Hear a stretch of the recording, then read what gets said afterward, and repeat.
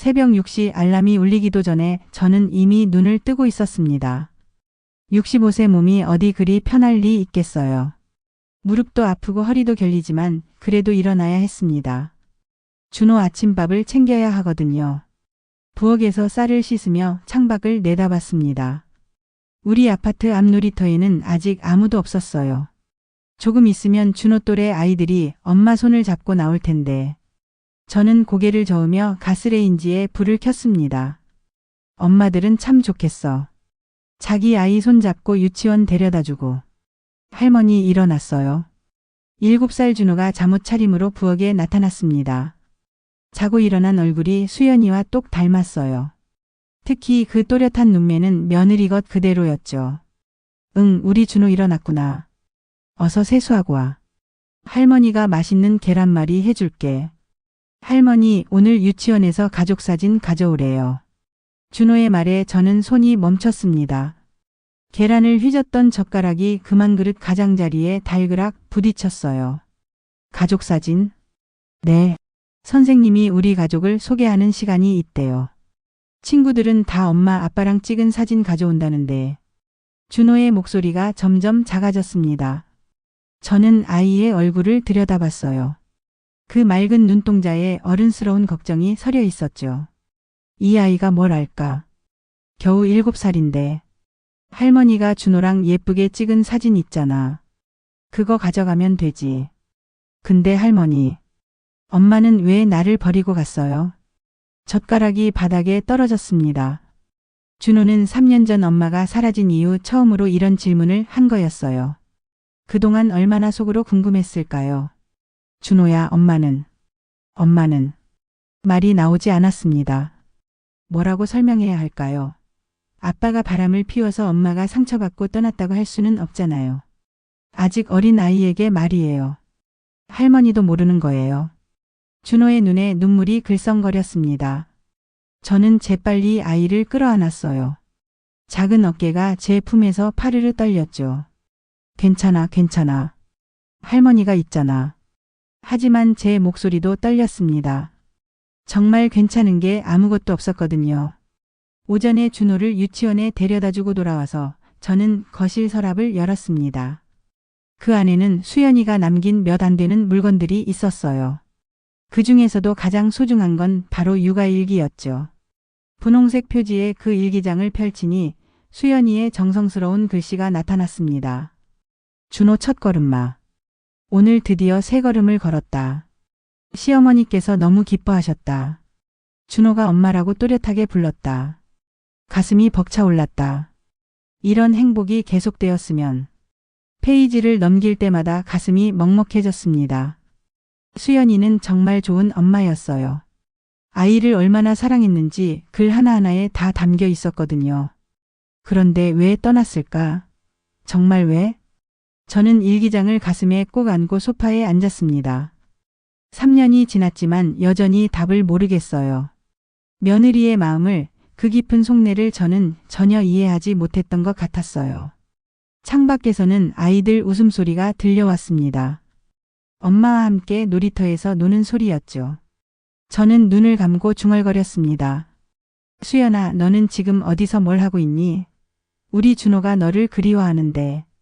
오후 3시 준호를 데리러 가야 할 시간이었습니다. 저는 일어나서 가방을 챙겼어요. 오늘도 아이는 엄마 언제 와? 라고 물을 거고 저는 또 어떤 대답을 해야 할지 막막했습니다. 하지만 포기할 수는 없었어요. 이 아이만큼은 제가 끝까지 지켜야 하니까요.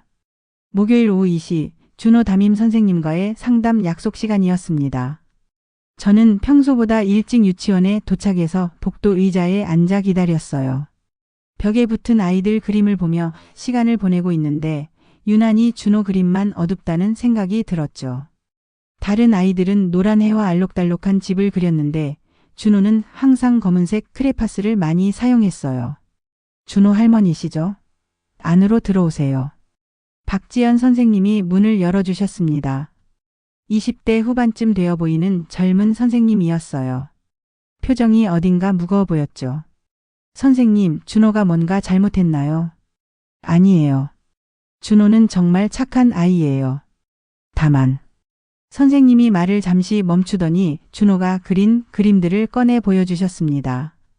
요즘 들어서 아이가 정서적으로 불안감을 많이 보여요. 다른 친구들과 잘 어울리지 못하고 자주 혼자 있으려고 해요. 제 가슴이 철렁 내려앉았습니다. 집에서는 그런 티를 전혀 내지 않았거든요. 그래서 어떻게 해야 할까요? 전문 상담을 받아보시는 게 좋을 것 같아요. 아이가 엄마에 대한 그리움을 제대로 표현하지 못하고 있는 것 같거든요. 역시 수연이 때문이구나. 상담을 마치고 집으로 돌아오는 길에 저는 마음이 무거웠어요. 준호를 잘 키우고 있다고 생각했는데 아이가 이렇게 힘들어하고 있었다니. 저녁 먹을 때 아들 민철에게 상담 내용을 이야기했습니다. 민철아, 준호가 심리 상담을 받아야 할 것 같아. 왜요? 준호가 뭔 문제라도 있어요? 선생님이 그러는데 엄마를 너무 그리워해서 정서가 불안하대. 민철의 얼굴이 굳어졌습니다. 젓가락을 놓더니 한숨을 깊게 쉬었어요. 엄마, 그러니까 제가 그랬잖아요. 수연이 일은 이제 그만하시라고. 그만하라니 그게 무슨 소리야. 준호 엄마인데. 엄마도 이제 나이가 있으시잖아요. 준호 키우는 것만으로도 힘드실 텐데 왜 없는 사람 찾으려고 애를 쓰세요? 없는 사람이라니. 제 가슴이 답답해졌습니다. 없는 사람이 아니야. 수연이는 분명히 어딘가에 살아있어. 그건 엄마 추측이잖아요. 3년이나 지났는데 연락 한 번 없는 사람을 뭘. 야, 그게 무슨 말이야. 저도 모르게 목소리가 커졌습니다. 준호가 깜짝 놀라 저를 바라봤어요. 할머니, 아빠 왜 화내요? 아니야, 준호야. 할머니가 화낸 게 아니야. 하지만 민철은 더 이상 말하지 않고 자리에서 일어났습니다. 그리고는 자기 방으로 들어가 버렸어요. 왜 다들 수연이 찾는 걸 반대할까? 밤 9시쯤 설거지를 하고 있는데 휴대폰이 울렸습니다. 모르는 번호였어요. 여보세요? 혹시 준호 할머니시죠? 저는 김미영이라고 해요. 수연이 친구예요. 수연이 친구? 저는 급하게 물을 끄고 전화를 받았습니다. 미영 씨? 수연이 친구시라고요? 네. 갑자기 전화드려서 죄송해요. 그런데 할머니, 혹시 수연 언니 찾고 계세요? 가슴이 두근거렸습니다. 혹시 수연이 소식이라도 있는 건가요? 그럼요. 당연히 찾고 있죠. 혹시 수연이 어디 있는지 아세요? 직접적으로는 모르겠지만 할머니께 꼭 말씀드리고 싶은 게 있어요. 수연 언니가 사라지기 전에 이상했거든요. 이상했다고요? 네. 마지막에 만났을 때 언니가 그러더라고요. 시어머니한테 하고 싶은 말이 있다고. 전화 너머로 미영 씨의 목소리가 떨렸습니다. 할머니, 내일 시간 되시면 만날 수 있을까요? 직접 얘기하는 게 나을 것 같아서요. 그럼요, 물론이죠. 언제든지 괜찮아요. 전화를 끊고 나서 저는 한동안 멍하니 서 있었습니다. 수연이가 저에게 하고 싶은 말이 있었다고? 도대체 무슨 말일까요? 혹시 내가 수연이한테 잘못한 게 있을까? 그날 밤 잠이 오지 않았습니다. 수연이의 마지막 모습을 계속 떠올려 봤지만 특별히 이상했던 점을 찾을 수 없었어요. 아니, 그때는 몰랐을 뿐일까요? 새벽 3시가 넘어서야 겨우 잠이 들었는데 꿈속에서도 수연이가 나타나서 뭔가 말하려고 했지만 소리가 들리지 않았습니다. 내일 미영 씨를 만나면 뭔가 알 수 있을까? 다음날 오후 3시 약속 장소인 동네 카페에서 김미영 씨를 만났습니다. 30대 초반쯤 되어 보이는 단정한 여성이었어요. 수연이와 대학 동창이라고 했는데 얼굴에 걱정이 가득했죠. 할머니, 이렇게 나와주셔서 감사해요. 아니에요. 오히려 연락해 주셔서 고마워요. 수연이 소식을 들을 수 있어서. 미영 씨는 커피를 한 모금 마신 후 조심스럽게 입을 열었습니다. 할머니, 수연 언니가 사라지기 일주일 전에 저를 만났거든요. 그때 정말 많이 힘들어 보였어요. 제 가슴이 조여왔습니다. 일주일 전이라니 그때 저는 전혀 눈치채지 못했는데 어떻게 힘들어했나요? 계속 울면서 시어머니는 정말 좋은 분인데 내가 너무 실망시켜드릴 것 같다고 했어요. 실망시켜드린다고? 그리고 시어머니한테 하고 싶은 말이 있는데 말하면 가족이 다 망가질 것 같다고 하더라고요. 저는 숨이 막혔습니다.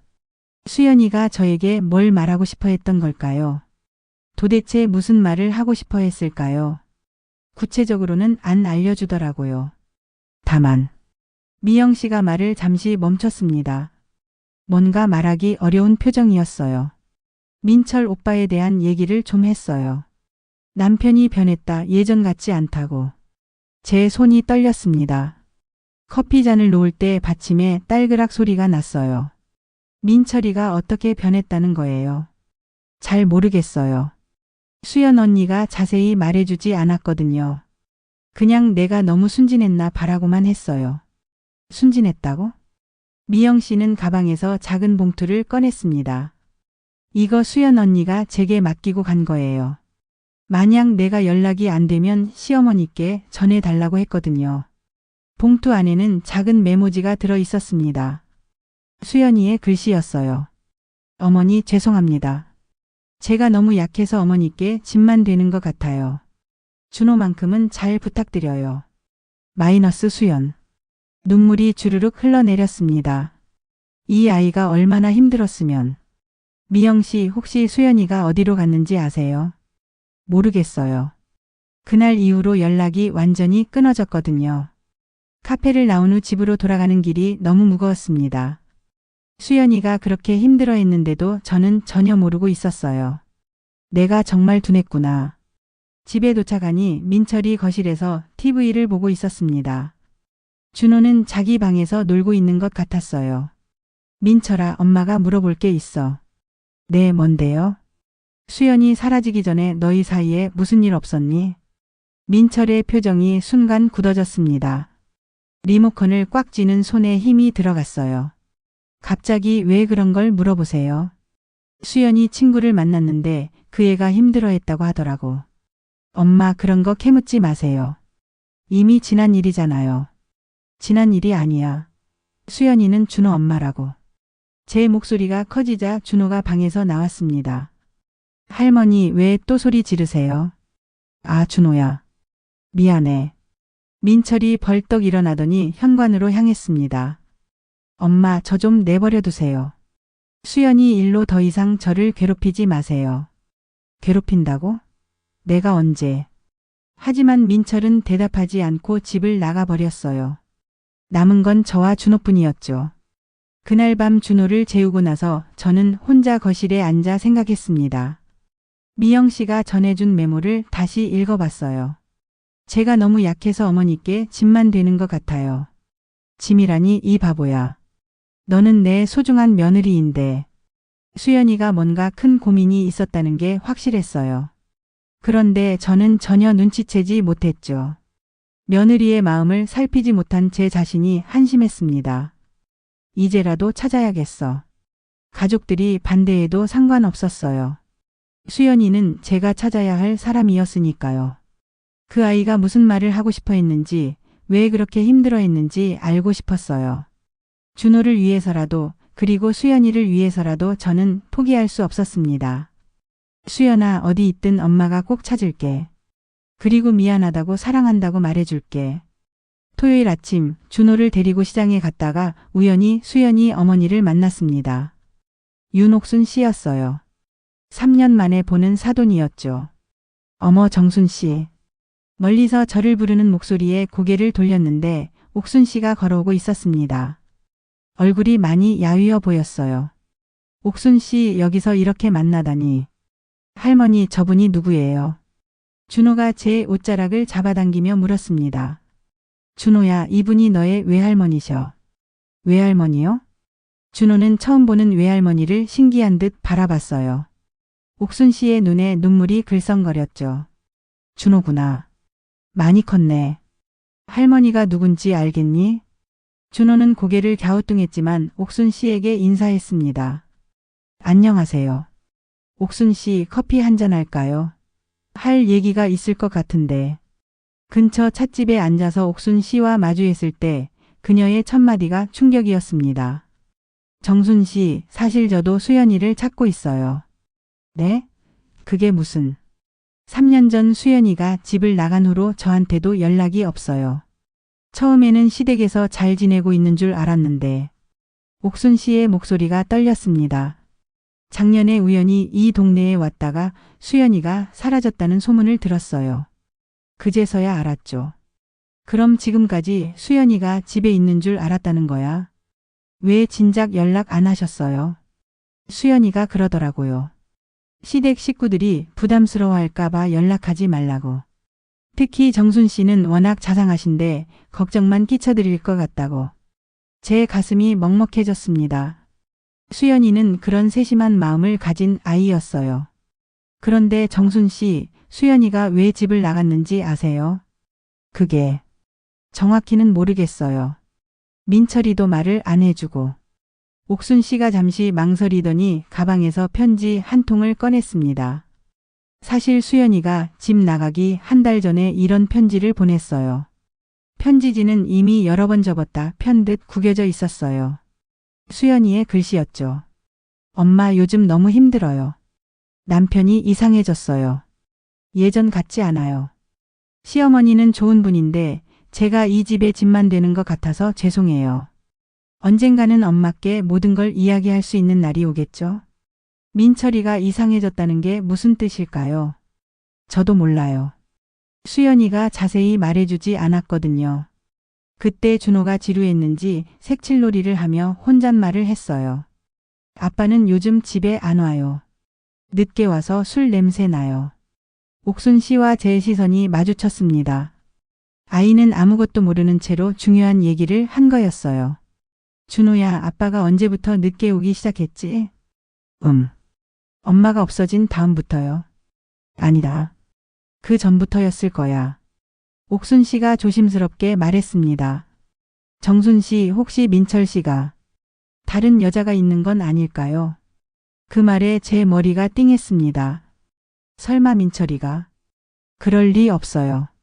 민철이는 그런 아이가 아니에요. 엄마들은 다 그렇게 생각하죠. 제 남편도 그랬거든요. 옥순 씨의 목소리에 씁쓸함이 묻어났어요. 정순 씨, 우리 힘을 합쳐서 수연이를 찾아봐요. 이유가 뭐든 아이는 찾아야 해요. 그럼요. 당연히 찾아야죠. 하지만 제 마음 한편에는 불안감이 자리 잡았습니다. 혹시 민철이가 정말 다른 여자와 그래서 수연이가 상처받고 떠난 건 아닐까요? 아니야. 내 아들이 그럴 리 없어. 그날 오후 옥순 씨와 함께 수연이가 다녔던 직장 근처를 돌아다녔습니다. 혹시나 해서 물어본 거였어요. 수연이라는 여자 기억 안 나세요? 키 작고 단발머리에. 하지만 아무도 기억하지 못했습니다. 3년이라는 시간이 너무 길었나 봐요. 해가 지고 나서야 집으로 돌아왔는데 현관에서 옥순 씨가 말했습니다. 정순 씨, 사실 제가 숨긴 게 하나 있어요. 숨긴 게요? 수연이가 마지막으로 전화했을 때 하는 말이 엄마, 나 시어머니한테 정말 중요한 얘기를 해야 하는데 용기가 안 나라고 했거든요. 제 심장이 빨라졌습니다. 중요한 얘기가 뭐였을까요? 모르겠어요. 하지만 그 얘기를 하면 가족이 망가질 거라고 했어요. 가족이 망가진다고? 옥순 씨가 떠난 후 저는 혼자 생각에 잠겼습니다.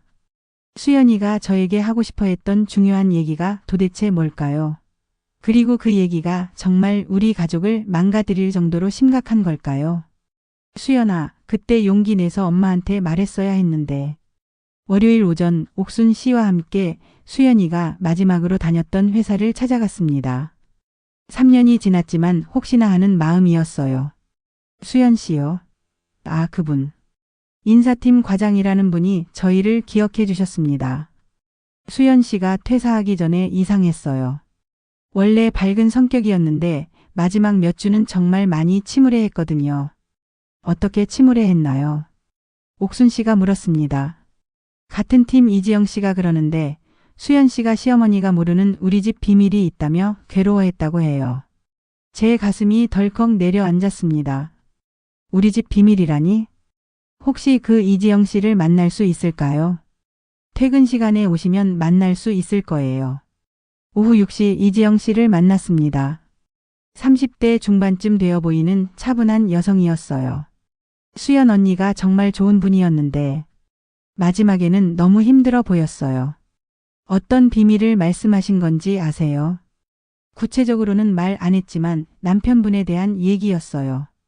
내가 너무 순진했다. 시어머니가 알면 얼마나 실망하실까라고 했거든요. 민철이가 정말 뭔가 잘못한 걸까?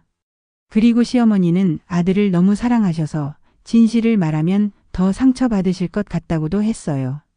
집으로 돌아가는 길에 옥순 씨가 말했습니다. 정순 씨, 이제 민철 씨한테 직접 물어봐야 할 것 같아요. 그러게요. 더 이상 미룰 수가 없겠어요. 집에 도착하니 민철이 거실에서 휴대폰을 보고 있었습니다. 준호는 학원에 간 시간이었어요. 민철아, 엄마가 물어볼 게 있어. 또 수연이 얘기해요. 그래. 이번엔 제대로 대답해야 해. 민철의 표정이 굳어졌습니다. 휴대폰을 소파에 내려놓더니 한숨을 쉬었어요. 수연이 회사 동료를 만났는데 그 애가 우리 집에 비밀이 있다고 괴로워했다더라. 엄마 왜 자꾸 없는 일을 만들어요? 없는 일이 아니야. 수연이가 그렇게 말했다고. 그런 거 다 소문이에요. 믿으시면 안 돼요. 소문이 아니야. 수연이가 직접 한 말이라고. 민철이 벌떡 일어나더니 제 앞에 섰습니다. 엄마 정말 알고 싶으세요? 진짜 알고 싶으시다고요? 제 심장이 빨라졌습니다. 민철의 표정이 너무 진지했어요. 그럼. 당연히 알아야지. 엄마가 알면 더 힘들어 하실 거예요. 모르고 사시는 게 나아요. 그게 무슨 말이야? 내가 뭘 모른다는 거야? 엄마는 정말 아들밖에 몰라요. 민철의 목소리에 자조가 섞여 있었어요. 수연이가 떠난 이유를 정말 모르세요? 정말로? 모르니까 묻는 거 아니야. 엄마 때문이에요. 순간 시간이 멈춘 것 같았습니다. 내 때문이라고? 엄마가 항상 저만 편들고 수연이 말은 들으려고도 안 했잖아요. 그게 무슨 소리야. 나는 수연이를 정말 아꼈는데. 겉으로만요. 속으로는 수연이가 뭘 해도 부족하다고 생각하셨잖아요. 제 다리에 힘이 풀렸습니다. 소파에 주저앉았어요. 수연이가 얼마나 눈치 보며 살았는지 아세요? 엄마 비위 맞추려고 얼마나 애썼는지. 나는 그런 적 없어. 있었어요. 수연이가 준호 이유식 만들 때도 빨래 넣을 때도 뭘 해도 엄마 눈에는 항상 부족했잖아요. 민철의 말에 제 가슴이 무너졌습니다. 정말 그랬나요? 제가 수연이에게 그런 짓을 했나요? 그리고 민철이 말을 잠시 멈췄습니다. 저도 잘못했어요. 수연이를 지켜주지 못했어요. 뭘 지켜주지 못했다는 거야? 엄마가 알면 정말 힘드실 거예요. 그냥 모르고 계세요. 민철이 자기 방으로 들어가 버렸습니다. 저는 혼자 거실에 남아 생각에 잠겼어요. 내가 정말 수연이를 힘들게 했을까? 그날 밤 11시쯤 화장실에 가려고 복도를 지나는데 민철 방에서 전화하는 소리가 들렸습니다. 미안해. 엄마가 자꾸 캐물어서. 응, 나도 힘들어. 수연이 일로 계속 이러시니까. 제 발걸음이 멈췄습니다. 알아, 엄마한테는 절대 말 못해. 엄마가 알면 쓰러지실 거야. 응, 조심할게. 누구와 통화하는 걸까요? 그리고 제가 알면 쓰러질 만큼 심각한 일이 뭘까요? 사랑해. 금요일에 봐. 제 온몸이 얼어붙었습니다. 사랑한다고? 민철이가 다른 여자와 통화하고 있는 건가요? 설마. 정말 설마. 방으로 돌아온 저는 잠들 수가 없었습니다. 민철이 정말 바람을 피우고 있는 건가요? 그래서 수연이가 상처받고 떠난 건가요? 내가 정말 아무것도 몰랐구나. 다음날 오전 옥순 씨에게 전화해서 어제 들은 이야기를 털어놨습니다. 민철의 외도 정황과 제가 수연이에게 했던 잘못들을. 옥순 씨 어떻게 해야 할까요? 제가 정말 바보였나 봐요. 정순 씨, 지금 그런 게 중요한 게 아니잖아요. 민철 씨 추궁해야 해요. 그런데 어떻게? 제가 도와드릴게요. 오늘 오후에 같이 가요. 오후 3시 옥순 씨와 함께 민철을 기다렸습니다. 준호는 친구 집에 보냈어요. 아이가 들으면 안 될 이야기니까요. 민철이 퇴근해서 돌아왔을 때 거실에 옥순 씨가 앉아 있는 걸 보고 당황했습니다. 어머니가 왜 여기? 민철아, 이제 다 말해라. 엄마, 무슨 소리예요? 옥순 씨가 일어서서 민철 앞에 섰습니다. 민철 씨, 당신이 바람 피운 거 다 알아요. 민철의 얼굴이 하얗게 질렸습니다. 그게 무슨? 어제 밤 전화 들었어. 사랑해, 금요일에 바라고 한 거 다 들었다고. 엄마. 민철이 털썩 소파에 앉았습니다. 더 이상 부인할 수 없었나 봐요. 언제부터였어? 수연이 임신했을 때부터예요. 제 머리가 띵해졌습니다. 그럼 벌써 4년이나. 왜? 왜 그랬어? 처음에는 그냥 술자리에서 만난 거였어요. 그런데 자꾸 만나게 되고. 옥순 씨가 소리쳤습니다. 그래서 내 딸이 그렇게 힘들어했구나. 시어머니 눈치 보면서 혼자 다 참았구나. 죄송해요. 죄송하긴. 당신들 때문에 수연이가 얼마나 아팠는데. 옥순 씨가 저를 돌아봤습니다. 그 눈빛이 차갑게 변해 있었어요. 정순 씨, 당신도 마찬가지예요. 며느리가 그렇게 신호를 보냈는데 모른 척 했잖아요. 저는 정말 몰랐어요. 몰랐다고요? 수연이가 얼마나 조심스럽게 행동했는데요. 당신 아들 바람 피우는 걸 알고도 어떻게 말을 못했겠어요? 제 가슴이 찢어질 것 같았습니다. 내 딸이 얼마나 외로웠을까요? 시어머니한테는 말도 못하고 남편은 딴 여자한테 마음이 가 있고. 옥순 씨, 저도 힘들어요. 저도 몰랐다고요. 당신이 뭐가 힘들어요? 당신은 아들 하나만 생각하면 되잖아요. 그때 현관문이 열리며 준호가 들어왔습니다. 할머니, 왜 다들 소리 질러요? 준호가 무서워하는 표정을 지었어요. 옥순 씨가 준호를 보더니 눈물을 흘렸습니다. 준호야, 할머니가 미안해. 왜 할머니가 너를 제대로 지켜주지 못했어? 준호야, 괜찮아. 어른들이 잠깐 이야기하는 거야. 하지만 준호는 고개를 저었어요. 할머니는 맨날 거짓말해요. 엄마 찾는다고 했는데 안 찾아오잖아요. 준호야, 그게 아니야. 아빠도 거짓말쟁이고 할머니도 거짓말쟁이에요. 준호가 자기 방으로 뛰어들어가 버렸습니다.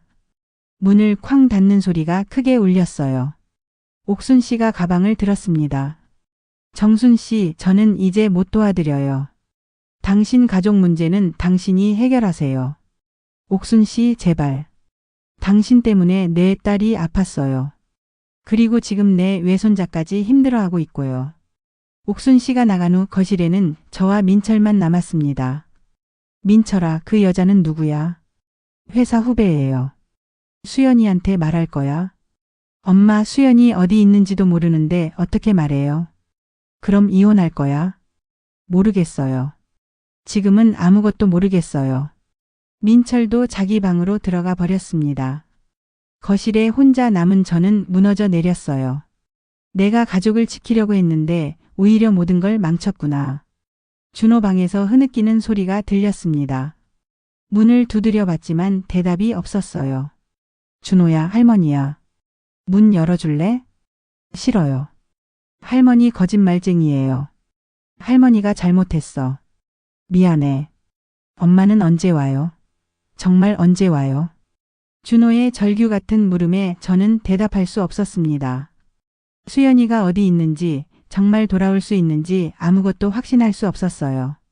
그날 밤 저는 혼자 거실에 앉아 있었습니다. 민철은 나가버렸고 준호는 방에서 나오지 않았어요. 3년 전에는 그래도 가족이었는데 지금은 정말 아무것도 남지 않았구나.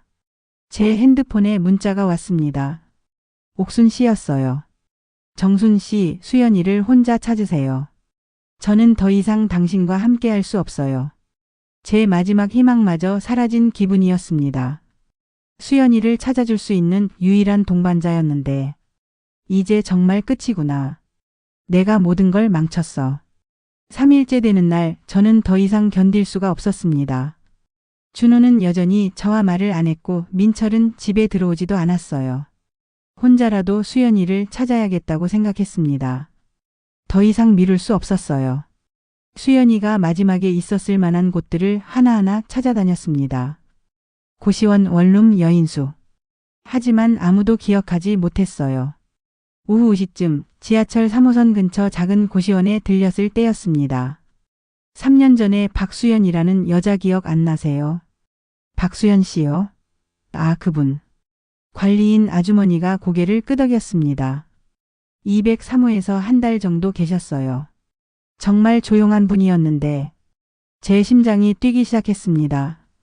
혹시 그분이 뭔가 남기고 간 거 없나요? 이사 갈 때 쓰레기 버리시면서 이상한 일기장 하나 놔두고 가셨는데. 일기장이요? 네. 아깝다고 생각해서 제가 보관하고 있어요. 혹시 필요하시면. 관리인 아주머니가 서랍에서 낡은 일기장을 꺼내 주었습니다. 수연이가 남긴 마지막 일기였어요. 떨리는 손으로 첫 페이지를 펼쳤습니다. 2019년 10월 15일. 드디어 집을 나왔다. 준호야, 미안해. 엄마가 너무 약해서. 눈물이 글썽거렸습니다. 시어머니는 정말 좋은 분이시다. 하지만 나는 그분께 실망만 드렸다. 남편의 외도를 알고도 말하지 못한 비겁한 며느리. 시어머니가 아들을 얼마나 사랑하시는데 내가 그 사랑을 망쳐버릴 수는 없었다. 제 가슴이 찢어질 것 같았습니다. 수연이는 저를 배려해서 침묵한 거였어요. 페이지를 넘기니 더 가슴 아픈 내용이 있었습니다. 시어머니가 수연아, 민철이가 요즘 늦네? 라고 물으실 때마다 거짓말을 해야 했다. 회사 일이 많아서요라고. 시어머니는 며느리가 남편의 바람을 알고도 숨긴다는 걸 상상도 못하실 거다. 저는 그때까지 정말 몰랐어요. 수연이가 그런 고통을 혼자 감내하고 있었다는 걸. 마지막 페이지에 도달했을 때 제 몸이 떨렸습니다. 시어머니 정말 죄송해요. 저는 준호만큼은 행복하게 키우고 싶었는데 제가 너무 약했나 봐요. 시어머니께서 준호를 사랑해 주시는 것만으로도 감사해요. 저는 멀리서라도 준호가 웃는 모습을 볼 수 있다면 그걸로 좋게요. 언젠가 준호가 엄마를 미워하지 않을 만큼 자라면 그때 돌아갈 수도 있을까요? 마지막 줄을 읽는 순간 모든 것이 명확해졌습니다. 현재 주소 서울시 구동 123-45해 뜨는 어린이집 조리사. 수연이가 어린이집에서 일하고 있었어요. 아이들과 함께 있으면서 준호를 그리워하고 있었던 거죠. 저는 즉시 그 주소로 향했습니다. 어린이집에 도착했을 때는 이미 해가 지고 있었어요. 마지막 아이를 데리러 온 부모가 막 나가는 참이었죠. 혹시 박수연 씨 계신가요? 수연 선생님이요. 지금 주방에서 정리하고 계실 거예요. 주방으로 향하는 복도를 걸으며 제 심장이 터질 것 같았습니다. 3년 만에 만나는 며느리. 뭐라고 말해야 할까요? 주방 문을 열었을 때 수연이가 뒤를 돌아봤습니다. 어머니. 수연이는 많이 야위어 있었지만 여전히 그 따뜻한 눈빛은 그대로였어요. 수연아. 저는 그 자리에서 무릎을 꿇었습니다. 어머니 왜 그러세요? 미안해, 수연아. 정말 미안해. 3년 동안 쌓인 모든 감정이 한꺼번에 쏟아져 나왔어요. 내가 너를 몰라줬어. 너의 마음을, 너의 아픔을 전혀 알아주지 못했어. 어머니. 일기 봤어. 너의 마지막 일기. 수연의 눈에서도 눈물이 흘러내렸습니다. 어머니께 실망만 드렸죠. 남편의 바람을 알고도 말하지 못한. 아니야. 넌 잘못한 게 없어. 내가 잘못했어. 저는 수연의 손을 꼭 잡았습니다. 넌 나를 배려해서 혼자 아픔을 견딘 거잖아. 그런데 나는 그것도 몰랐어. 어머니. 수연아, 이제 집으로 가자. 준호가 너를 기다리고 있어. 수연이 고개를 저었습니다. 어머니, 저는 이제 민철 오빠와. 그건 나중에 생각해도 돼. 지금은 준호가 중요해. 제가 수연의 일기장을 보여주며 말했습니다. 너의 진짜 마음을 이제야 알았어. 준호를 사랑하는 엄마의 마음을. 수연이 마침내 고개를 끄덕였습니다. 네, 어머니. 준호를 보고 싶어요. 그날 밤 집으로 돌아갈 때 수연이 제 팔을 잡고 걸었습니다. 마치 3년 전처럼 말이에요. 이제야 진짜 가족이 되는구나. 집 앞에 도착했을 때 수연이 잠시 멈춰 섰습니다. 어머니, 제가 정말 들어가도 될까요? 당연하지. 이곳은 원래 너의 집이야. 현관문을 열고 들어가니 준호가 거실에서 혼자 TV를 보고 있었어요.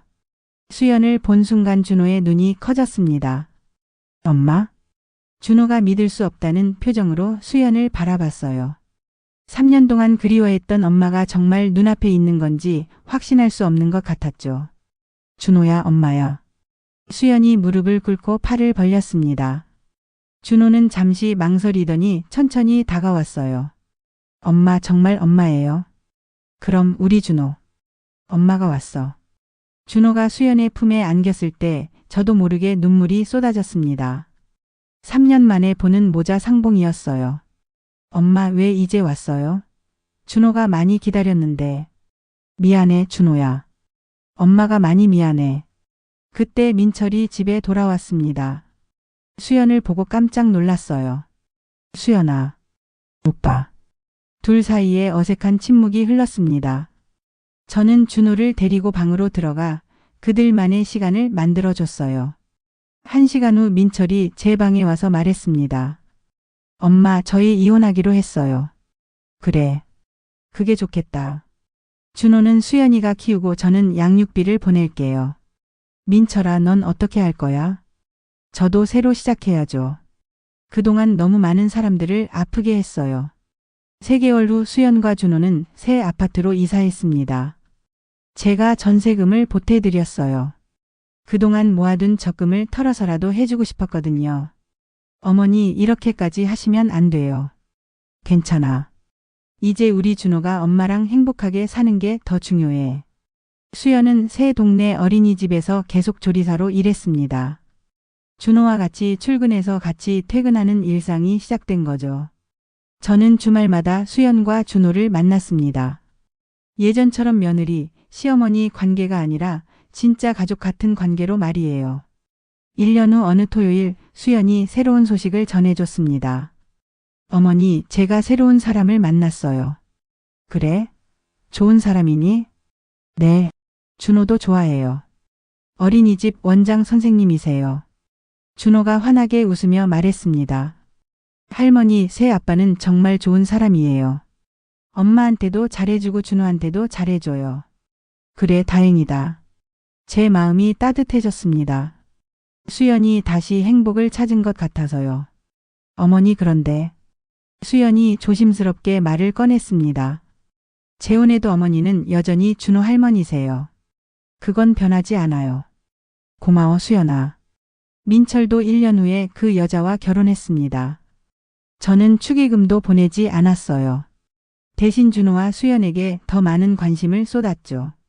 어느 일요일 오후 수연과 준호 그리고 새 아빠가 될 원장 선생님과 함께 공원에서 산책했습니다.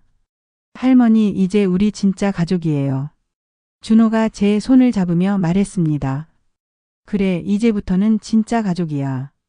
수연이 제 다른 손을 잡았습니다. 어머니, 그동안 정말 감사했어요. 어머니가 아니었다면 준호와 이렇게 다시 만날 수 없었을 거예요. 무슨 소리야. 내가 해야 할 일이었어. 해가 지고 있었습니다. 공원에는 다른 가족들도 많이 나와 있었어요. 모두 행복해 보였죠. 가족이란 이런 거구나. 피로 이어진 관계보다 마음으로 이어진 관계가 더 소중하다는 걸 이제야 알았어요. 수연과 준호 그리고 새로운 가족 구성원까지. 우리는 서로를 이해하고 배려하는 진짜 가족이 되었습니다. 집으로 돌아가는 길에 준호가 말했습니다. 할머니, 엄마가 다시 웃어요. 예전에는 슬픈 얼굴이었는데 이제는 맨날 웃어요. 그래? 다행이다. 늦었지만 이제라도 모든 게 제자리를 찾아가는구나. 그날 밤 혼자 차를 마시며 창밖을 바라봤습니다. 예전에는 외로웠던 저녁 시간이 이제는 평화로웠어요. 수연과 준호가 행복하다는 걸 아니까요. 진짜 사랑은 놓아주는 거였구나. 붙잡으려고 하지 말고.